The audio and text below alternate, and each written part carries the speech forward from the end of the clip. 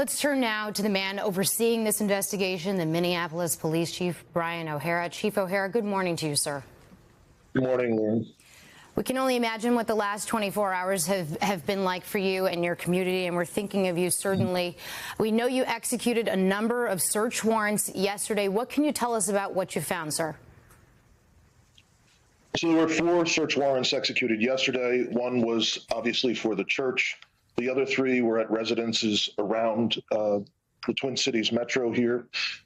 We did not find any additional firearms yesterday. We recovered literally hundreds of pieces of evidence in total that we have to go through. There is some additional writings, I would say, that the FBI is helping us go through, and we'll be going through that, likely applying for additional electronic search warrants to search devices. But the focus remains trying to go through everything that we possibly can, following all of the evidence to its logical conclusion to try and determine what potential motive there actually is for this shooting.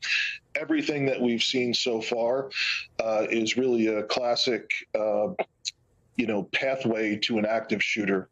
And we've seen a whole lot of hate against a whole variety of people in what we have seen so far, but nothing specific to point to as the motive for targeting this church and this particular incident. So we're going to continue to do everything we can to hopefully provide some answers as quickly as possible to our community. Chief, have you been able to establish the relationship between the shooter and the school? And did those additional writings glean any information for you? Yes. Well, in terms of the writings, like I said, it is a whole very, very wide variety of hate.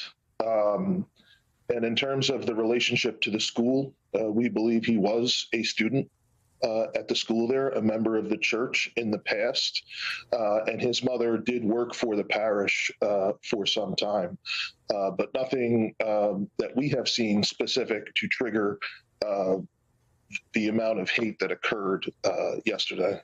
Chief, what can you tell us about the condition right now of the victims? Well, some of the victims do remain in critical condition. But all of the victims are expected to survive.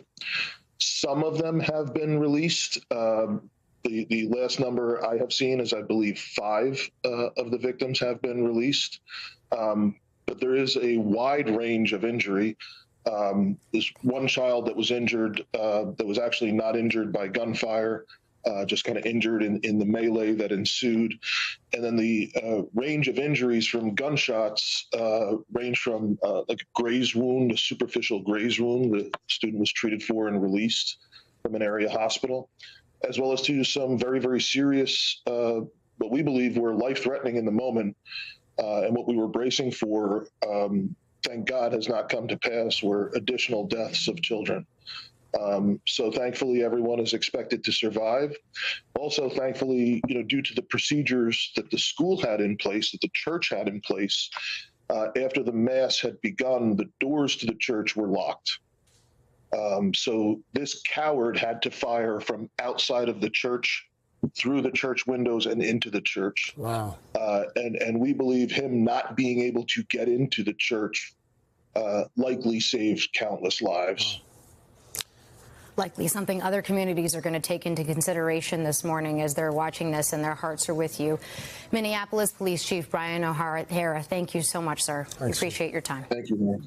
Hey, thanks for watching. And don't forget, you can catch the Today Show every morning on NBC, or take Today when you're on the go. Just follow the Today podcast on Apple Podcasts, Spotify, or wherever you listen.